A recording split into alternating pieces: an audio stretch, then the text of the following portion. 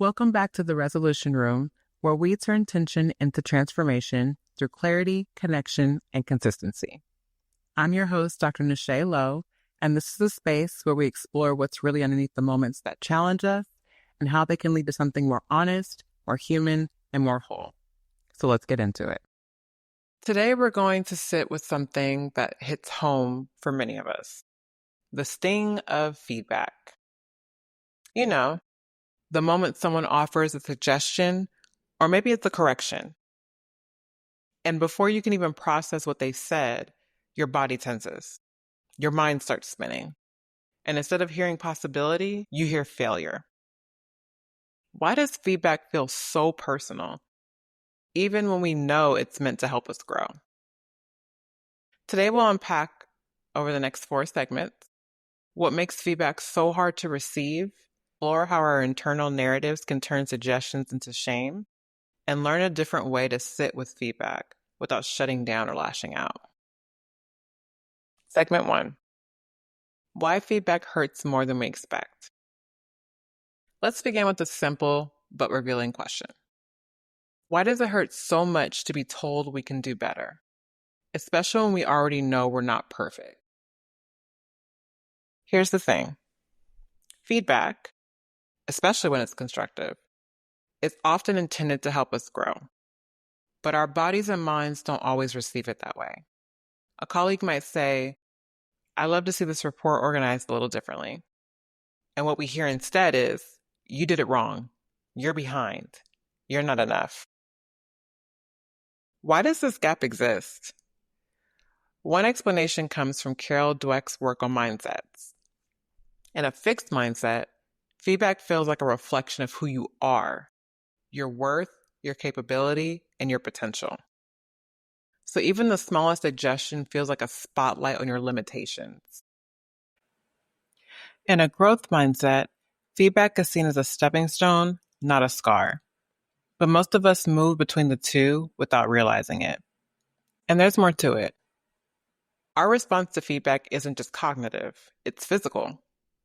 So many of us carry a history of moments where being corrected wasn't safe or respectful. Maybe you were criticized harshly in school, or only noticed when you made mistakes. Over time, we start associating feedback with shame or fear, even if the current moment doesn't warrant it. Dr. Kristen Neff's research on self-compassion shows that we often have a much harsher inner voice than we do for anyone else. The minute feedback enters the room, that voice tends to wake up, not to help, but to remind us of every time we felt like we didn't measure up. It's important to recognize this for what it is, not weakness, but a survival pattern. For some, feedback sets off alarm bells. I'm going to lose credibility. I'm going to lose respect. Maybe I'll even lose my job. Even when those fears are far from reality, our nervous systems often respond as if the threat is real and immediate. So if you've ever felt your stomach drop or your chest tighten or your voice catch when someone offers a suggestion, it's not just in your head. It's in your history and it's in your body. And knowing this is the first step towards rewriting the pattern. Segment 2. The stories we attach to criticism. Thinking about the last time you received feedback that stung, what did it mean to you in that moment? Did it mean, I'm not good enough? I always mess up? They probably regret hiring me? Or maybe just, I knew I wasn't ready for this. What we're reacting to isn't always the words being said, it's the story we attach to them. Research in organizational behavior shows that our interpretation of feedback is more influenced by our own insecurities than the actual message or tone of the person giving it. In other words, we filter feedback through our past experiences. If you've ever been unfairly judged, micromanaged, or constantly told you weren't good enough, it's no surprise that even neutral feedback can stir up feelings of inadequacy. An example is, you get a note on your presentation that needs to be more concise. The literal feedback? A suggestion for improvement. But the internal translation? I'm too wordy, I talk too much, I'm not polished enough, They probably regret putting me on this project. When we become aware of these internal translations, we can start to unhook from them and hear feedback as it's meant to be heard. Segment 3, how to stay grounded during feedback. So what do you do in that moment when your heart's racing and your mind is spiraling and you feel like you're shrinking? Here are a few tools to help you stay grounded when receiving feedback. 1, pause before responding. You don't have to react right away. Take a breath, literally. Slowing your breath can help calm your nervous system and create space between stimulus and response. Number 2, name the reaction, not the story. So instead of saying, I failed, try, I'm feeling a wave of self-doubt right now. That shift from I am to I'm feeling creates emotional distance. Number 3, repeat back the objective piece. Try, so you're saying the pacing could be tightened in the first half. Did I hear that right? This keeps the conversation grounded in facts instead of interpretations. Number 4, ask for examples. Not as a defense, but for clarity. It can help distinguish between general criticism and specific actionable input.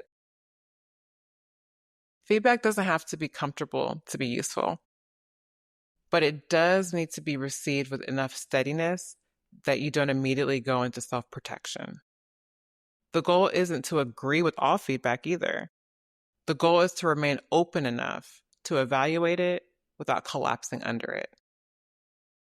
Segment 4, reframing feedback as connection.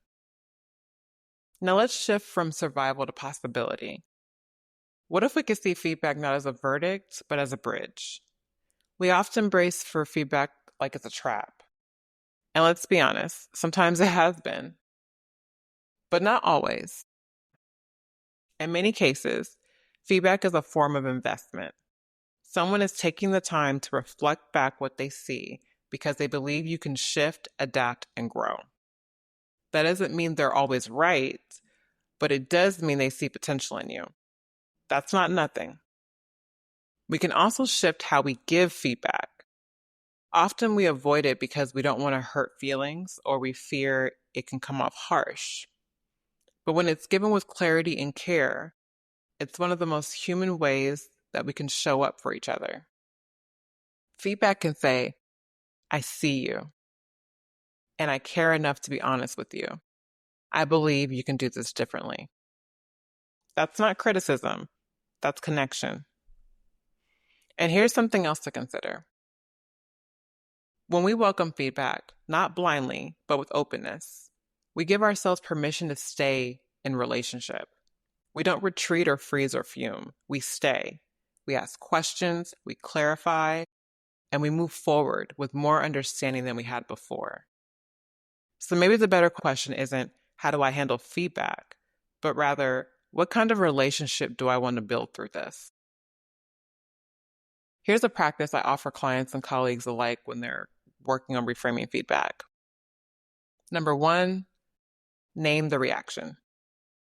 Instead of jumping into a defense or over-explaining, internally pause and acknowledge, this is hitting something sensitive for me. 2, ask yourself, what do I want to take from this? Not every piece of feedback will be accurate or fair. But even in the clumsiest delivery, there's often a seed of something useful that you can take from it. Number 3, end the loop. Circle back to the person if needed. Let them know, thanks for that insight. I've been thinking about it, and it's helping me consider some different approaches.